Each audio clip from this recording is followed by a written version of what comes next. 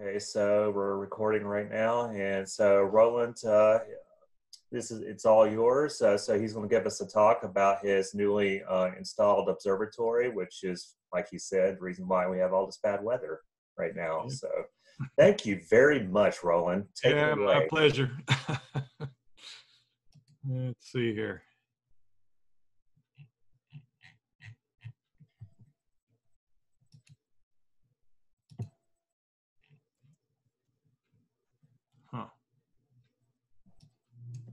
I'm looking for just my PowerPoint to share here. It's, for some reason, it's showing a bunch of options of programs that I don't. Oh, okay. Show all windows. There we go. I got too much crap open here. Let's try this. Alrighty. You should see my my presentation, hopefully. Yep, I see it. Alrighty. Let's see.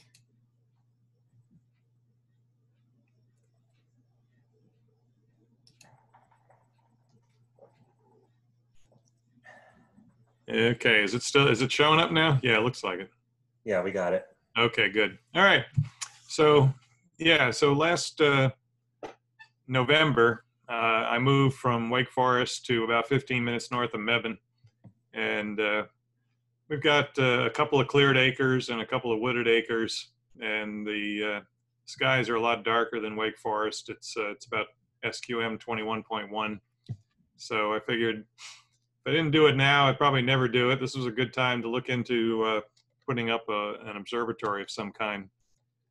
And my rationale was that the easier it was to set up, the more images I'd get done, especially in our skies here with all the cloudiness that we have. You know, kind of make hay while the sun's not shining and the stars are. And so my thinking was, if you look at how many hours per year you're going to image, it's kind of proportional to the ease of setting up. And you know, driving to a dark site takes time and energy. Setting up in your backyard a little less. The telegizmos on a permanent setup in your yard is actually what I was using in Wake Forest, and I've used since November here before getting the observatory built, and it's a very good option. And then actually having your own dome or roll-off roof observatory. And so, you know, when I look at the differences in the time spent doing the overhead tasks and the cost and benefit, you know, for me, the drive to a dark site, you know, it's going to cost gas mileage and time, and the benefit is I'm going to get more signal per hour, and sometimes it's fun to go take a road trip. And setting up in your backyard takes a little bit longer, and but it's right there. So ease of access. But I always found that if I had to set up from scratch, it was a good half hour if I was moving fast, and it could take longer if not. As I say, this was really a great option for me, cost effective. This is just a random picture of a telegizmo. This is not my one, but it looked just like it. Because it covers less than $200. I actually had two of these set up, one on a tri-pier and one on a concrete pier, and they really both worked equally well. And so setup for me was taking the cover off, hauling out my computer stuff in a tub, plugging in 2 wires and plugging it into power, and you know, hitting the on button on the computer. So this was a really fast setup and a really low cost. And then you go from that to you know, a dome or roll-off roof, and now it's almost instantaneous to get imaging if you leave everything up and running. And you can even automate things so that it's just going to automatically start imaging when the weather's good. But it's quite a bit more expensive. But it really will let you image every clear night. And for me, another nice part is pretty much having assurance that if you have a night where you have a couple of clear hours, then a cloudy hour, then another couple of clear hours, it'll automatically open and close an image for you during that clear time, which is nice. So for me, I had to decide what kind of observatory was I going to build. Should I go with a dome or a roll-off roof? And you know, the domes are compact. They've got better wind protection. we think they're pretty cool looking. Your significant other might disagree. And you got low walls, so you can image pretty much right to your horizon. Roll-off roof shed. You can pack more scopes in. I planned mine figuring I'd have room for 4 scopes, but now that I've got some mounts and piers in there, I could cram 5 or 6 in there really without much trouble. It's about 16 foot square, so it's probably lowest cost for multiple scopes, and maybe have room for a visual setup as well as your imaging. I don't have to worry about rotating the shutter of a dome to make sure it's lined up where the scope's pointing. And of course, that wouldn't work very well if you had multiple mounts in there. And it just kind of blends in with the garden shed. My builder said, if your neighbors ask, why does the roof roll off? You can tell them it's for nude sunbathing. And very good. Also, if you want to, you can put a warm room in, so you can go, in January, you can go in and warm up your hands or do your EAA from your computer. So my main motivation was having room for multiple scopes and not putting up multiple domes. So then I had to decide, was I going to build this thing or hire it out? And if you look on Cloudy Nights in the Observatories forum, you'll find tons of examples of people who've done it themselves. And people have done everything from taking the roof off of a $500 Rubbermaid shed and putting it on some kind of sliders to building, honest to God, buildings like the one I had built. You can get plans from skyshed.com. I bought their plans. The guys that built mine, Backyard Observatory, they will sell you plans as well.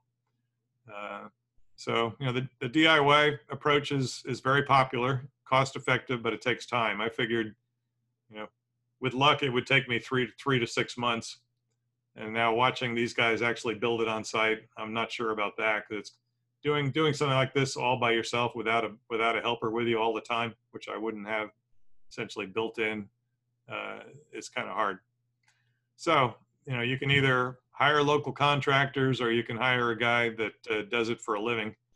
And I went with Scott Horstman of Backyard Observatories. So these guys are based in Ohio. They've been building since 1983. He's been building houses for 20 years and then observatories since 2003. My shed is number 302. They'll build everything from a 9-foot 6-inch square 1-pier model up to a 16 by 24 club model, and they've even been doing some the size of 3-car garages. As I was saying before everybody got here, they're down in Taxahaw, South Carolina now, building another shed for people from the Charlotte Club. They've got a dark site where BYO has built a bunch of buildings. I went with their 15.6 square, and I have now room, they say, for at least 4 piers, and I probably could squeeze more in. I was quite excited to see that. So anyway, I should say I started contacting Scott last August, and I have everything good to say about Scott, but one thing: if he's not already building for you, he's slow at email. Because as he said, if he's out on the road, he might be somewhere with no cell service, or at the end of the day, he's so tired he doesn't want to look at his inbox. So he's very slow with email, but until he finally engages and you start doing your plans, and once he comes on site, he's great. So they got down here on Saturday. He's got a travel trailer because of coronavirus. He used to stay in motels nearby, but he decided probably the best thing to do was just to get a travel trailer so they don't have to be dependent on restaurants or hotels. And Sunday we started digging holes. So there's the first hole for a footing.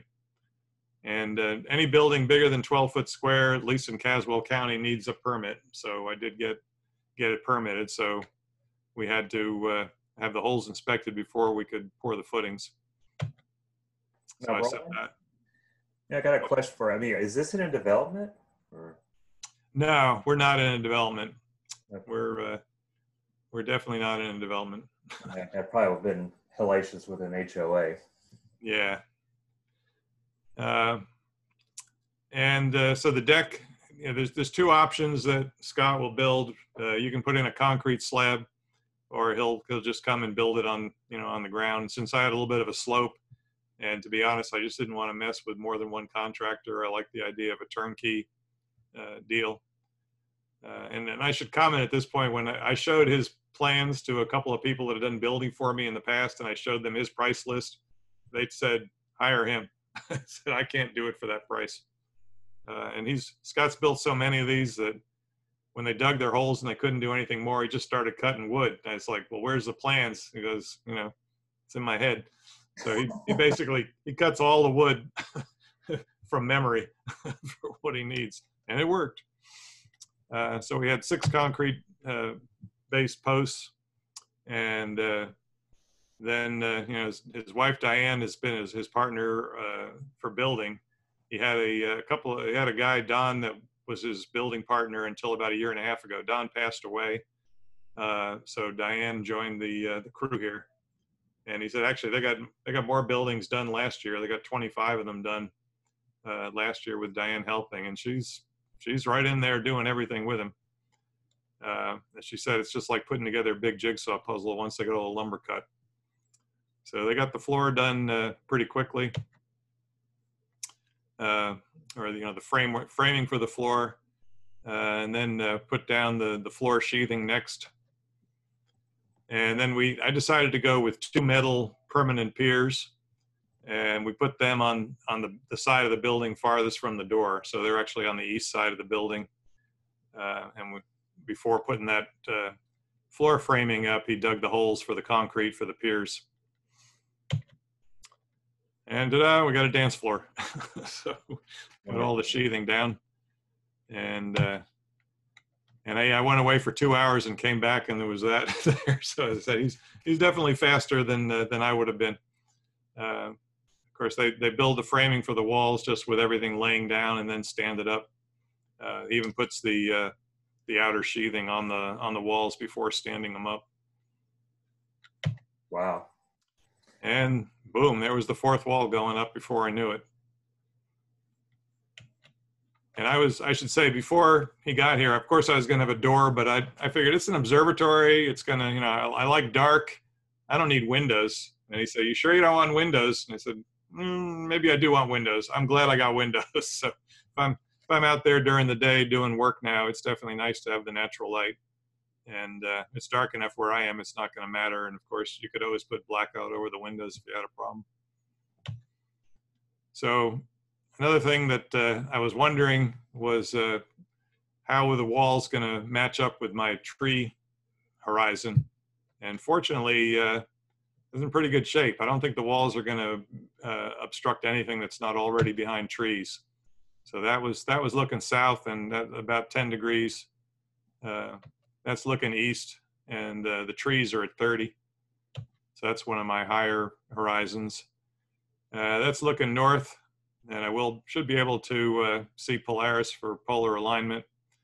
And that's one of my ham radio antennas, which hopefully won't be a big issue. I can crank it down if I have to. So Rowland, you haven't polar aligned with it yet? Have I done what? Have you been able to, polar align anything? Well, no, it was cloudy when it was getting dark, and then later Michael told me that it got it got clear for a couple hours here and there that night. So I could have gone out and tried to do it then, but it's been just clouds and rain. And that's looking, from outside of the building over to the west. And you can also get a picture here of the outriggers that the roof slides on. Another ham radio antenna there. So yeah, so these are the outriggers that the roof slides on. So there's another set of holes that'll be filled with concrete. He uses 6x6 posts, and I don't know if I show it here or not. The top post that the actual roof structure rides on is 4 2x6s nailed together for even more, and with cross grain, so they're less likely to have any kind of issues with warping. So it's pretty much everywhere you look, he's really taken good engineering steps with the structure. he built roller boxes, so he's not using garage door opener type structures the way a lot of people use. These boxes have got these industrial strength rollers in them. The rollers are spec'd at 800 pounds each. And then there's a angle iron track that is screwed down on top of the wall and the outriggers. So you basically got these roller boxes supporting the roof and these wheels rolling on these angle iron tracks. So it's a very, very industrial strength feeling structure. Next step up was framing the roof. And from the inside, you can see both the framing and another view of the roller wheels. And voila, now we have we got some rain protection, which got up just in time because it started raining on Thursday. But other than that, we had a good week for building. It was clear all week. And he doesn't like tar paper, so he uses this kind of Tyvek type sheathing material. And the roof is metal. That's funny. That's what we just put on our veggie stand. Is it green in color? Am I seeing? Yeah. So there's a green. How about that? Yeah, it actually matches our house. We have the same color metal roofing on the house. And then he uses the same metal roofing material for the siding as well. Oh, okay. So it's industrial strength. Then came inside, and these are the sonotubes and pouring the pier footings. So the question, I guess the question was how to get the mount onto the pier, but the first step here is to get the pier onto the concrete. So these are lag bolts that are set in the concrete, and then that had to set for about a day and a half before he could put the pier on it. While that was setting, we finished up with the door and the windows, and we have an observatory. Very good. Did the I just saw the sonotubes on the ground of the of the observatory. I mean, do any of your piers, like I don't know, electronically extend up a little bit or anything like that? No, so these are fixed size piers. Okay. That was your question. So they're 42 inches. He has the ability to get a pier plate made for pretty much any pattern of whatever mount you want to put on. I decided to go with, since I've been using Dan's pier plates in the past. So one of the questions of how do you get your mount onto the pier? Look up Dan's pier plates. He's up in, I think he's in Ohio too. And he makes a system with lag bolts that you can put into concrete or whatever structure you want. And then he has an adapter approach. So you have his pattern, and then he has adapters for all the different mounts that you might have. So I decided just to go with Dan's because that meant, I didn't have to be dependent on Scott's machine shop. If I ever got a different kind of mount, I could just go to Dan's and get a different one. So as you see up in this picture, I had 2 of the metal piers put in. One nice touch is he runs power right to the pier, so you can't really see it great, but if you look closely, there's an AC outlet here in the top of the steel pier. And then right now I've got a table on this far wall under the window, and there's plenty of room there for 2 or 3 more portable setups. That's it. Building number 302, and got them to pose for a picture. And then how does that roof move? So this is another thing that I felt really good about his choice of material. So he's got a 120 volt 3 amp motor here, or 4 amp motor. And there's a rack that runs the length of the roof and a gear drive, right here, which one of my imaging friends called the spider crusher. And the motor turns and the rack moves and there goes the roof. So I don't know if this will work or not, but. God, is the ground or the ceiling moving?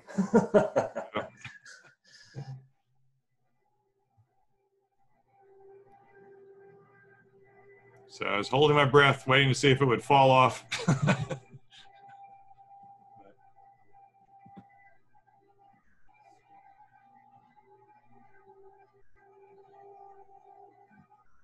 It's got limit switches at both ends, so even if you just keep holding the switch down, it'll cut the power off when it reaches the end of travel. So do you have a way of doing it manually, you know, in the event? You mean without the motor? Yeah. Yeah, there's two bolts, so you'd have to keep some wrenches handy. You'd have to loosen the bolts. The motor will then slide down to disengage the gear, and then you could move the roof with a stick or something. But I have a whole house generator as well, so I should have power, you know, knock on wood. But yeah, if for some reason the motor burned out and started raining, you'd have to, you know, you should be prepared for that with a wrench. Although I think Michael said he wanted to have a trebuchet that would just put tarp over the whole thing. So. And then I looked at a couple of different automation options. There's Skyroof makes a controller. M1 Oasis makes a controller. But I like the Lunatico ES stuff. So they have something called Dragonfly, which has got a Raspberry Pi in it and 8 relays that are both have normally open and normally closed contacts, and 8 sensor inputs which have 5 volts coming out of them, and they're just going to detect any kind of switch you hang off of them. And then the whole thing is accessible from iPhone, Android, Windows, Mac, Linux, or ASCOM. So you can open and close the roof. I mean, I can open and close the roof from my phone right now or from Windows. Most programs these days support ASCOM open, close, shutter commands and check status. So this was very easy to get going. So, you know, the next day I was able to run a wire up there and have remote control of the roof. There's just 3 wires to the motor relays. There's an open, close, and power. And right now I just have the Dragonfly sitting down on a table, but I'll do something a little nicer. I'm going to add sensors to detect when the roof is in the open and closed position and whether the scopes are parked or not. I've got a couple of infrared sensors that you just put them in the right place on your pier so they reflect light off of the counterweights or the body of the scope when it's parked and not when it's not. So then you can test the sensors with the Dragonfly and make sure you park the scopes before you move the roof. Now in my case, I'm pretty sure the walls are 7 feet high, so I really think that I'll be able to move the roof without touching the scopes, even at their highest position. The one catch is the dew shield. So I think I might knock the dew shield off if it wasn't parked. I'm referring to those flexible, you know, plasticky dew shields that you stick on the end of the scope, not the one built into the scope.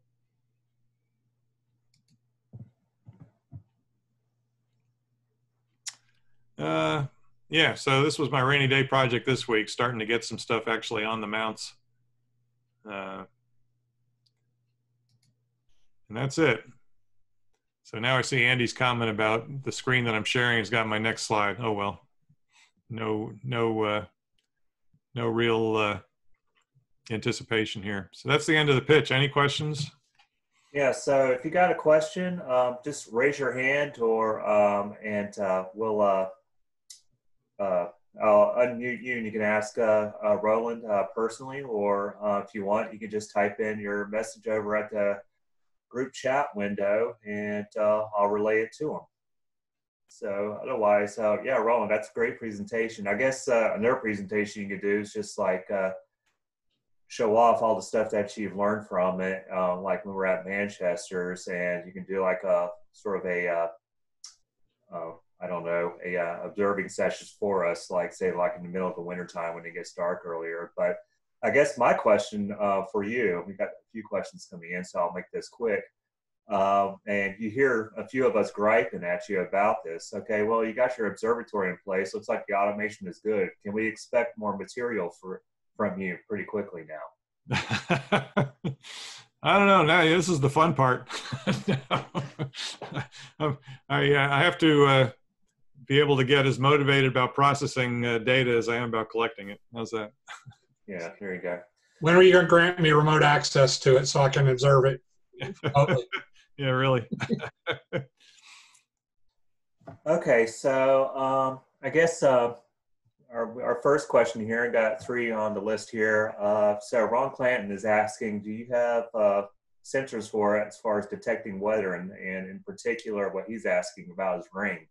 Yeah, so I have an AAG cloud watcher installed, so it has rain and infrared temperature, sky temperature, which equates to cloudiness.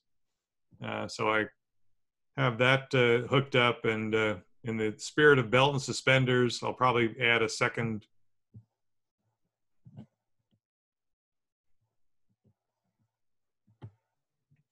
There we go. Yeah, so as I say, in the spirit of belt and suspenders, I'll probably add a second rain sensor so that, you know, we have double protection.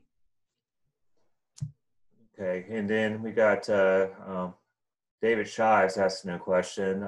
Did you consider the electric gate, I think I'm pronouncing that correctly, hardware for the open and close mechanism? I did not. So Scott does a turnkey setup, and he's built 300 of these things, so I bow to his experience. His only parting comments to me were in about 30 days, when the exposed lumber that is protected dries out a little bit more, put a penetrating stain on it. And he said the buildings that he's done down in South Carolina, there's a dozen of them there, and the guys that paint the posts every couple of years, their stuff looks like new. The other ones, not so much. So, but other than that, I think it's a very good industrial strength mechanism. I feel better about it than the garage door opener approach, but Very good. So the next question is from, David Keller, and he asked something important that I'd like to know about, of course, just out of silliness. Was that we just want to know what the first target you'll be going after, and will you be drinking beer out of your kegerator that may be in there? Yeah, well, I actually have a fridge in the ham radio shack next to this one, so it's a short walk to the beer fridge. But yeah, part of the goal of this and the ham radio shack is to have everything remotable. So my goal is to go out there as little as needed and to automate. So as far as the first target, I'd like to be able to set up automated scheduling so that it will open when the weather's good, and it'll image whatever is currently within two hours plus or minus of the meridian. Okay, very good.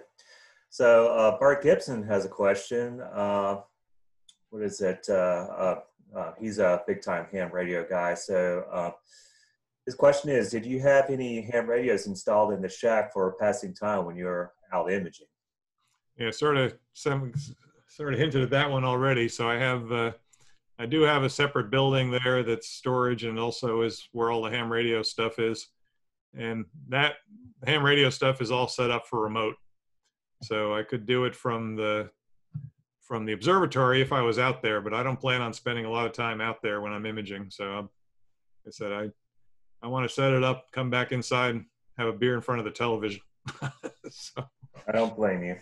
I mean, I just take the cheap and the easier approach, and I just set up a team viewer and then leave and just check the monitor every once in a while having an alcoholic beverage. So. Yep, exactly. Okay.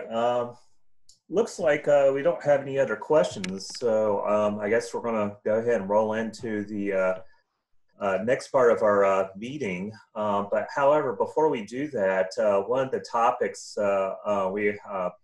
Rowland and Fulbright and I were thinking about doing a presentation on is that because the summer targets are coming up, where the core of the Milky Way starts to reveal itself during this time of the year, we thought we would have a presentation that's just open to everybody, and just show for everybody to show off their images that they would that they had taken during the summertime. So I guess the question is like, okay, well, what do you consider the summertime? So I would just say like, okay, well, for example, during the COVID thing, I started in late April taking some images of the Milky Way, which of course at that time would be at the AM hour. So I guess we can ask everybody if they want to show off their summer images from late April all the way up to, I don't know, to late September. So that's the topic where we would like to do for the next meeting. So anybody who has some images to share, old and new, that were taken during that time span, we'll just give the topic of the meeting member images of the summer Milky Way or any other objects that are caught during that time. And I guess we'll go from there. And I'll give, kind of organize the details a little bit better through an email before we schedule it for next month. So everybody, if anybody has some images to share with us, go ahead and raise your hand or put a message in the chat window. But I'm going to give everybody a few minutes and I'll be right back and we'll move on to the second half. So thank you very much, Rowland, and yeah, we'll see you in a few minutes. Let's see, it's 8:07 right now, so I guess we'll get back at 8:10. So yeah, dig up your images and we'll let you through and start sharing your material. Be back at 8:10.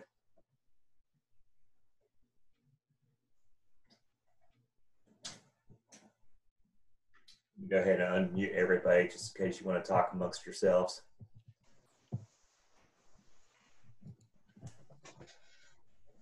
Rowland, question. Yeah. Would it make sense for me to just get one of these tri-piers to start out with?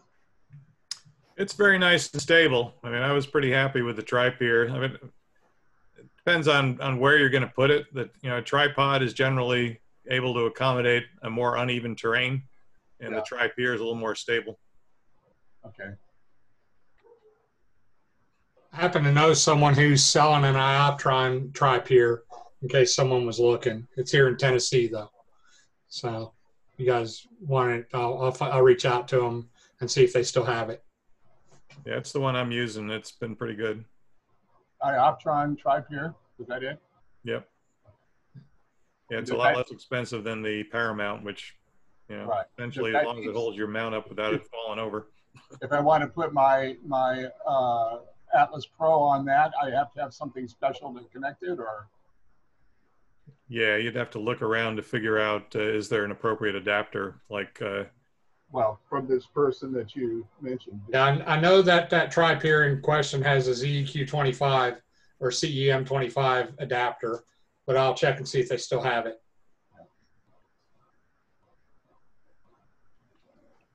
And then you can pay if you put the mount on the tri-pier, you can cover it up and leave it out, and that's relatively safe weather-wise. That's what I did for 6 months. Oh, okay.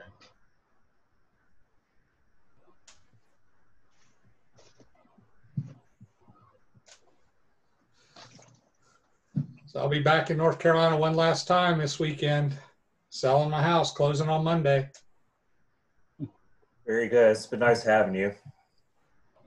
I'll be back there every now and then. It just won't be every week or anything. We will miss you. You just say that because I'm on here. No. I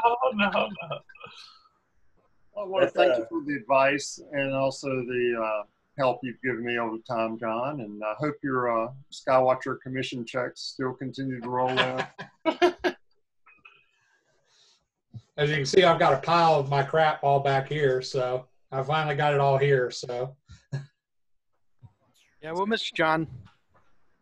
Yeah, like I said, I'm gonna try to make it to Staunton for sure, and that's probably be the next time I'll be in the area. So, yeah, it's very unclear whether that's going to happen yet this fall. Yeah, it probably won't be this year, but but I'm not leaving the club because it's a great club. So.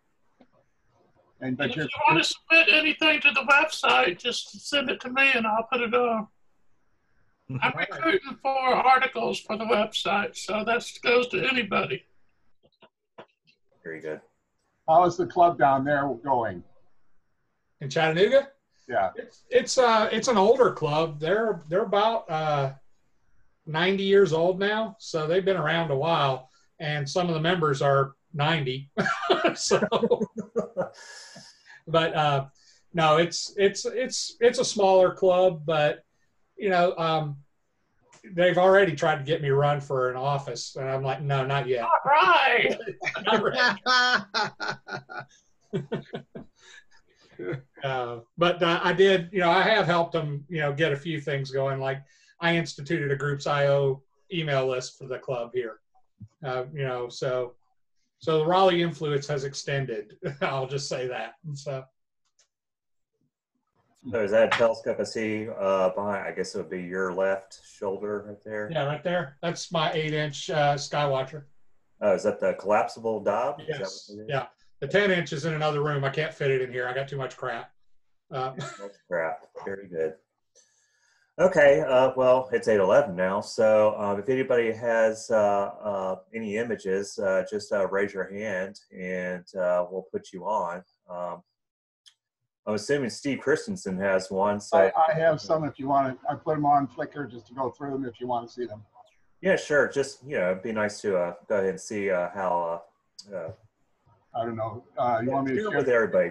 You know, even if it's all over again, you'll be able to go in more detail since we have you here right now. Yeah. Should I share screen? Yeah, sure. Go for it. You disabled screen sharing, it says. Okay. I can't share screen.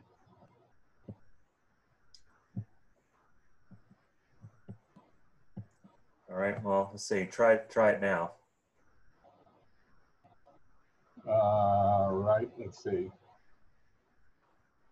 See if that's Okay. Yeah, I see you now. working. All right. Yeah.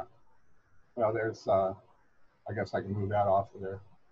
Yeah. So as I pointed out, or you know, sending out some things, I was back to doing narrowband wide field from my driveway here in Durham, and so I started out with the Lagoon Intrepid back June 1st, I guess. And this is a 1/32nd exposure. This is with the 5 nanometer H8 filter and the 100 millimeter Canon lens on with my ATEC 460 on the Atlas Pro mount. So I was just experimenting to see what I could do for my driveway now that they put an LED light into my neighborhood. So it's one just to test in the trees just to get some idea of what it looks like. And then I move. And there's one that's 15 minutes of exposure, 30-second exposures. There's no guiding or anything on this. It's just, I was just experimenting. And so that's without the trees in it and all that. And then I decided, since this seemed to work out reasonably well, I would just see what else I could do. Most of these were done in the middle of the night from 2 in the morning till 5, typically. And then I was experimenting to see if I could put labels on things so I could kind of help me learn the sky and that sort of thing. And I used the image solver and the annotate image functionality in PixInsight to put labels on things, and it seems to work pretty well. And I think this is what Astrobit is using as well. And that seems, once you play around with it, it's pretty easy to use. So that's kind of interesting. Okay, then I pointed it toward the Omega and Eagle Nebula in this same region of the sky, more or less. And this was now 2.5 hours of exposure with the same setup, again, from my driveway. And I was reasonably happy with that. And then again, I can label it with the PixInsight. And then I added another, the NGC 6604 area to that and did a little mosaic of it. So this one was, let's see, another 2.5 hours on this part over here. So I put those together. And then then that's just this 6604 with the labels. And then I wanted to decided to try to connect the lagoon and Trifid with the Eagle and Omega, and so I shot the in-between part. So there's part of the lagoon up above there, and then the Sagittarius star cloud in there, and that was just enough area to be able to patch them all together. And there's again the fixed sites labeling, and so then I put them all together across the sky. They all seem to match pretty well. And so what I'm probably going to do is do some more of this area at least, and maybe some of this down here, just to make it so they all don't have this jagged part of in the mosaic like this. So this, I don't know, this is total of about, I don't know, maybe 7 hours or something like that total of images put together. And then the other one I did was which I put up also, is the Starling Pass on June 4th. And let's see if it's going to play here. Hang on.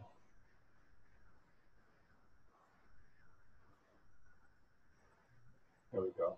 And get it from my driveway with just a camera and the wide angle lens on it. And pretty soon there's the booster going through, and there's the Starlink going through there. And so that was kind of fun to watch. I had no idea what I was expecting to see when I did it. But I saw it there once I made the time lapse. So am I seeing this correctly? That's at polar north, or pretty close to it, or? No, this is pointed southwest. Oh, wait a minute, that's Arcturus. Okay, yeah, you're right. Yeah, this is southwest, and it's with I think a 10mm lens on it. So that's what that one is. And then stop that. I can go back here. And then I put up a picture of I can't seem to get to it.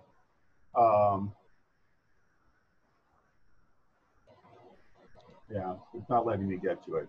But then there it is there.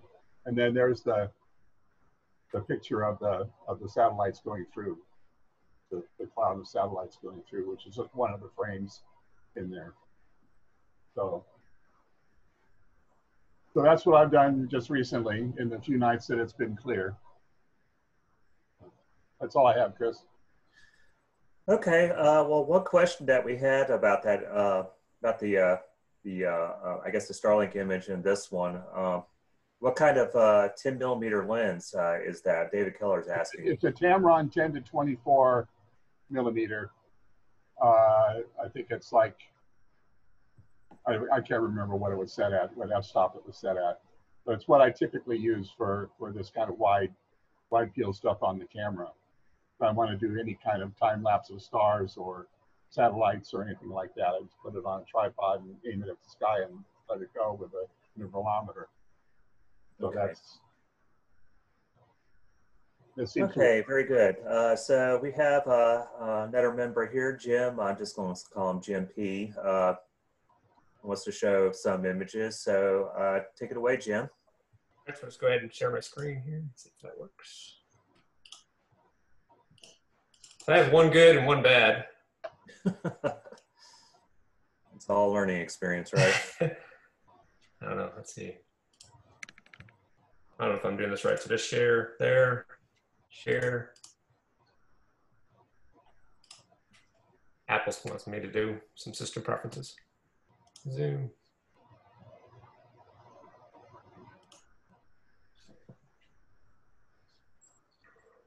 Is it sharing at all? Yeah. Okay. Oh, wait a minute. I don't see it. Hold on. No? No. Share. Oh, I can do it here. All right, I got it. How about this one? Gotcha. Okay. That's nice. So we traveled up to Smith Mountain Lake a couple weeks ago and had a good view of the south. I didn't have anything to the north, so I couldn't polar align. But I took out my nifty 50 lens and I put that on my DSLR, and I wasn't expecting to get much, but this was just I think 20 frames at 20 seconds a piece. And this came out okay. I was happy with this one. It's gorgeous. Then the other one I wanted to show, let's see if I can figure out how to switch over to the other screen. I don't know what that. Is Pix and Sight showing now? Well, I mean, I still see the same I image. still see the same image. Yeah. It's weird. It's making me join now. I don't know if I can show you the other one. The other one was I did a picture around Antares, and I was trying to capture the reflection nebula around that. And I used a 200 millimeter, and I came up with a bunch of walking noise. And I was just kind of curious to people's thoughts on why I would get a pattern noise like that. I didn't have polar alignment, so that's probably the first reason. And then I couldn't dither, so it may just be that just stacking short exposures like that gave me really bad walking noise. But I was just curious on the group's thoughts about that. Yeah, I'm not seeing the image here, but I mean, that's something you can, of course, post to the group and just put it online, and I guess we'll give you our thoughts about what's going on with it. So that would be a good discussion. Okay. All right.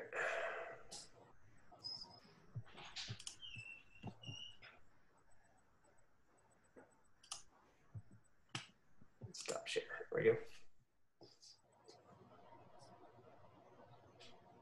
All right. Let's see. Well, I don't have anybody else raising their hand here, and I don't see any else making any requests. Yes. Bruce, I've got some pictures to show. Okay, go for it. Richard. Okay, if you can give me control. Let's see if I can share screen.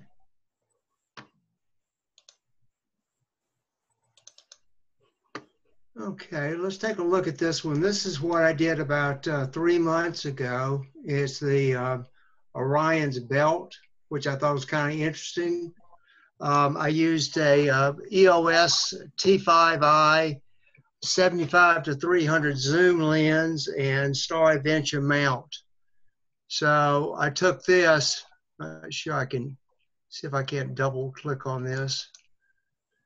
So you can see Orion's Nebula there, Walking Man, and then down on the left-hand side, you can see the plume and also a little bit of the Horsehead Nebula.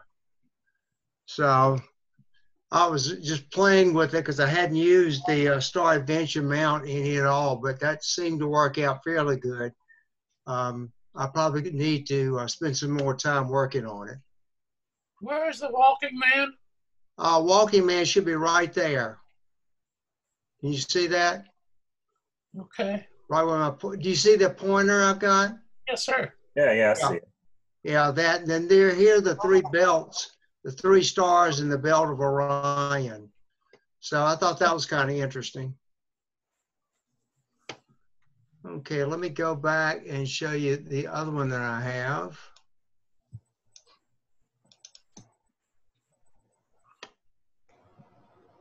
Okay, and let's go here. And this is the one that I finished today. I've been working on for a week or so. M101. It's got a little red tint to it, but I was working on the stars to try to get them to get the color in of the stars. So that's with a 70 millimeter lens and Stellaview, the ASI 1600. And this is one thing I tried was a ZWO autofocuser. So this is one of the first times I've used that, and that seemed to work out. An AVX mount, and I used a 1-minute sub. Probably have about 100 subs, including all the color. So I think that came out pretty good. I'm not sure where I have the red tint. I'll have to, always something to do on these images. So that's that. And that's about it, what I've got. Okay, very good. So David Keller has some stuff to share with us.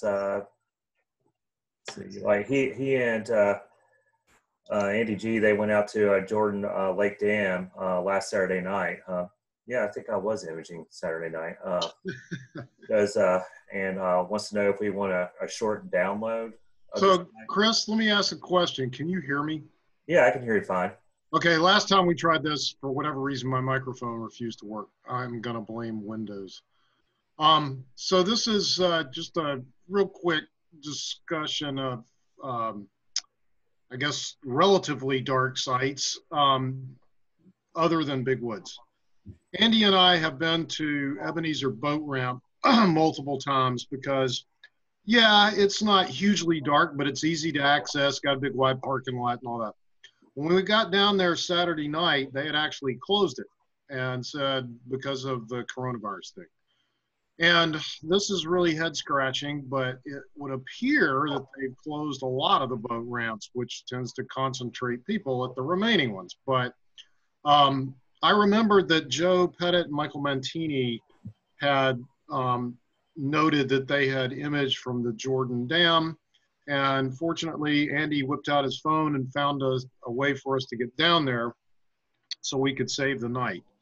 So when you get there, and I don't know, this may be old hat if everybody here has been to the Jordan Lake Dam, but I would say that the sky is darker than it is at the Ebenezer Boat Ramp and considerably darker than Big Woods.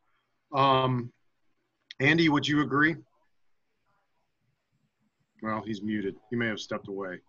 But at any rate, there's a couple of aspects. I'm here. I just had to figure out how to unmute. Yeah, I would agree. It seemed a lot darker than I remember it being at Ebenezer and Big Woods for sure.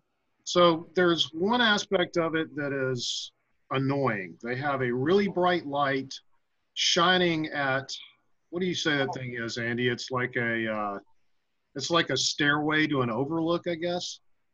It's a stairway to something. We didn't go up there, but there must be something up there for viewing purposes. Because of that light, an unbelievable number of bugs. So if you decide to do this, definitely don't go out there without bug spray.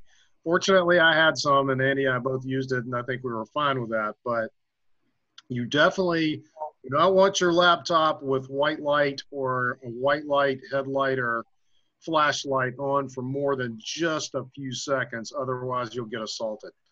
But there is a nice grassy area right on the other side of, I would guess this is about a 15-place single row parking lot. And so that's where we set up. We just set up on the grass there.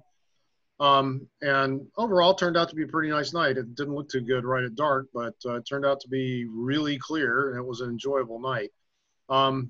It doesn't look like Joe is on this list, but we were rather surprised at 1 a.m. Someone walked up to us, walked up to us and said, "Hey, what are you guys imaging?" And then identified him as a member of the Raleigh Astronomy Club. And we said, "Well, so are we." He said, "Oh, I'm Joe Pettit." But anyway, he disappeared over the dam. That's the other thing I was going to note about this. If you're ambitious and you've got like a little kid's wagon or something like that you can carry your gear in, there is no slope, stairs, or anything to get over. You just basically go around the sidewalk, and you can go all the way out on the dam, all the way to the other side if you chose to, and there are no lights over there. So if you wanted darkness for visual purposes or just to not have a light close to you, then that is a possibility. But I thought I might mention that because I know that there's some restrictions on what we can do at Big Woods from the standpoint of the number of people that can attend. And of course, if you're making a call at the very last minute and you don't want to deal with a crowd, then you can do this on your own.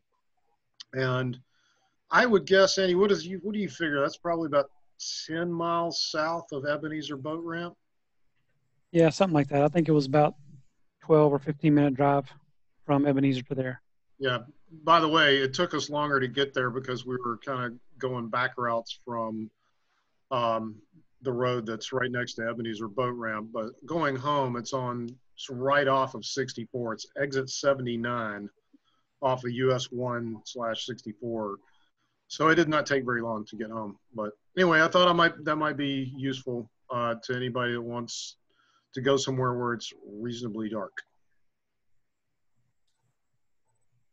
Okay, very good. We have two other members who want to show some images. I guess first, our guy who's now in Tennessee, John Sadler, wants to show off his quad narrowband M42 they took a while back. Take it away, John. All right, let me see how we figure out how to do this. All right. And okay, you guys able to see it? Yep. Yeah, I see it. It's backwards. I mean, yeah, well, you know, it is what it is. So during astronomy days, I was kind of jonesing to test out my $1,000 filter. So I got out there and did a really quick and dirty test. And this image is what came out of the wash. This is actually using the OPT Triad Ultra Quad Band Narrowband filter, which has 5 nanometer band passes for HA and I think O3, and there's a 4 nanometer for one, and it has all 4 of the main bands: hydrogen beta, sulfur 2, oxygen 3, and hydrogen alpha. But the 5 nanometers is the biggest band pass of it. So I didn't have high expectations at all, considering I just did a quick setup. I wasn't tracking or anything. And this image came out of 20 10-second exposures. So it was very faint because, you know, it was so short of exposure, but it did show some promise there. I know dedicated narrowband will always be better, but if you've got a one-shot color camera, you know, and you don't want to fool around with different filter wheels, it seems like it's a viable option if you want to do narrowband.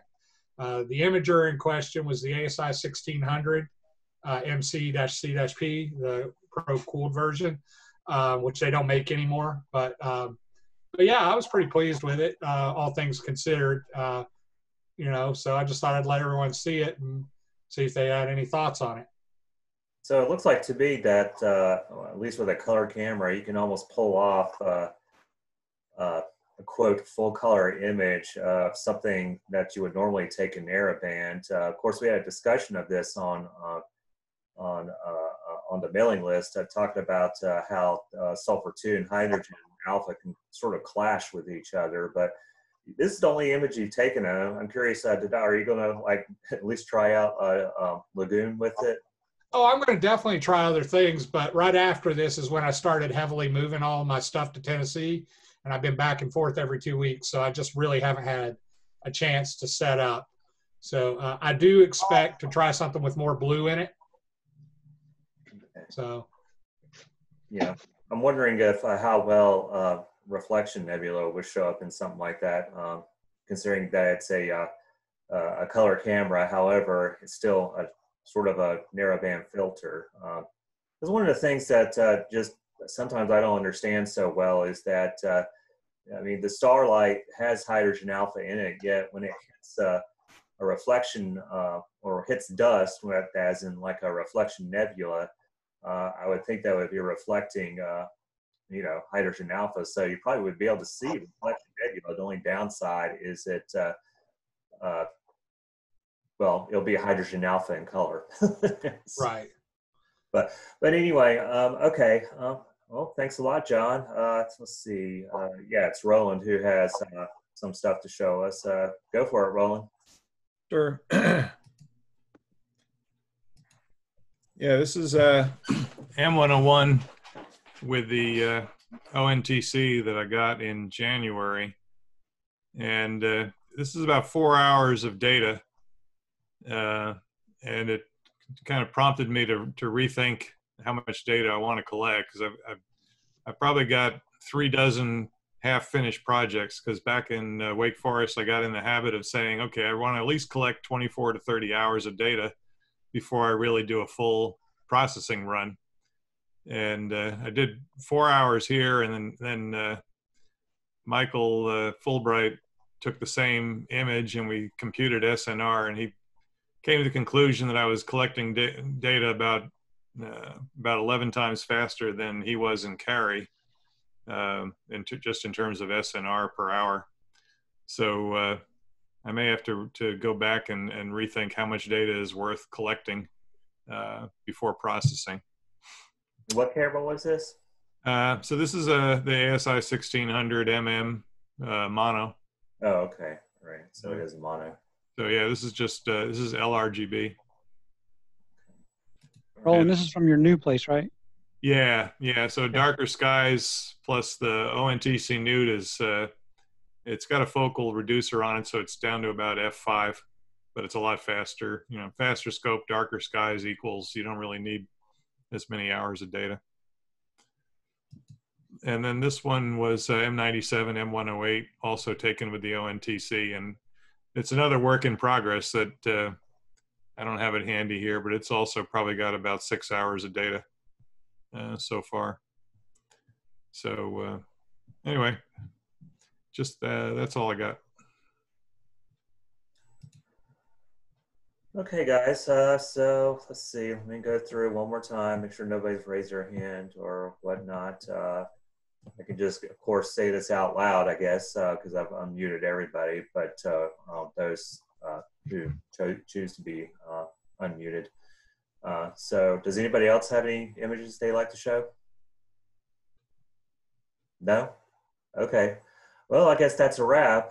So like I said from earlier, right before we started the second half of the meeting of showing off our images, the next imaging topic that I'm going to try my best to organize is that because we're getting into the summer months, well, I don't know why I should say getting into the summer. What is it, 3 days from now is the solstice? But anyway, that's when the Milky Way starts popping up and you get all kinds of nice deep sky objects to look at, namely nebulae and star clusters. So I assume that we're going to probably end up seeing a lot of globular clusters and way plenty of narrowband stuff. So right now the time span of as far as the kind of images that I'm thinking or proposing that we should share is somewhere between late April all the way up to I guess did I say middle of September? Anyway, the month of September. We'll put it at that.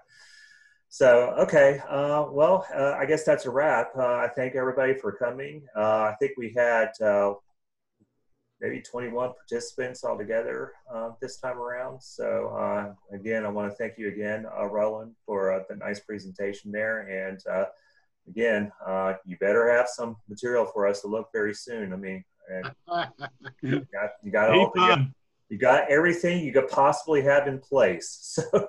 Yeah. Well, I'll show you my partially finished projects here. This is my list of projects that are partially complete. Oh my God, you got an S-Spirit? I didn't know about this. So you got 2 S-Spirits? I guess you have one there sitting on the pier from your presentation. Yeah. You saw. Okay. Yeah. So these are all this column is the number of observations, and I don't know if this view may not have hours, but it's status. So you can see 78%, 7%, 24%. So what software are you using for that? That's Sky Tools. Sky Tools for imaging. Does it do everything for you? Pretty much, yeah. So, I mean, if you look at, like, let's see, we'll pick something that's a little more complete. I'm sorry? There's the one that says UFO. Yeah, UFO, the UFO galaxy. So like this, I just double-clicked on one project. So these are all the observations that have been done so far. And you can look at any observation and you can see, how many exposures at how many seconds with what filter. And yeah, there's a lot of stuff. I mean, you can set your exposure goals and for each filter. You can do it based on your desired signal to noise ratio or just total exposure time. And also if you do signal to noise ratio, you can say for what kind of target object are you going after, and do you want to expose for faint regions, bright regions? Anyway, so it's very, very rich. Like most things over time, you kind of narrow down to what's really useful. And for what me, was particularly useful was just tracking how much I had done with each project. Oh, okay. I was just curious. Yeah. And then you can also, like, if I go to my scheduler, it'll look through all your available projects, and you could say, pick for tonight. Show me what's available, and then you can even say auto schedule, and it'll come up with a schedule for the night based on your open projects and what's best positioned and meets your criteria. But I find Rowland, Rowland, is your ONTC the one from Germany? Yeah. Okay. Your spot, right? My Parsdorf favorite place. Yes. Okay. Yep. So I don't know how to answer your question, David, about what I'm doing next. So, one of those. Very good. All right. Okay, one more thing. I kind of slipped up here. Steve Christensen, David Keller, apparently his question actually wasn't the kind of 10 millimeter lens you were using. It was what camera did you use for that Starlink photo op? For this, that was Canon 60D. Yeah. Oh, okay. So that was a full frame. Yeah. No, it's not. My 6D is a full frame. This was the 60D, which is not full frame. So that's an APS-C then, I guess. Yes. Okay. I was just curious about the field of view with the 10 millimeter. I'd have to calculate it for you. I don't know off the top of my head. No, that's all right. I was just curious, just roughly looking at the. Well, I don't get the full sky. I have an 8 millimeter and a 5.8 millimeter lens. If I want a completely full 180 degrees horizon, everything, I have to use the 5.8. And then the 8 millimeter I use. I don't know. I just find that the 10 is about right for this kind of thing, in my yard at least. Otherwise, I get all kind of trees and everything. Okay, very good, folks. I guess from here, I guess you can just stay in the meeting room as long as you want, but I'm going to go ahead and stop the recording. So nice to see everybody. Have a good one. Thanks, Chris. Bye. Thanks, folks. Thanks for the presentation, Roland. Yep, my pleasure. Thank you, Rowland. Thank you, Chris. Thanks, everybody. See you next time. Yep. Thanks, everyone. Enjoyed it. Yeah.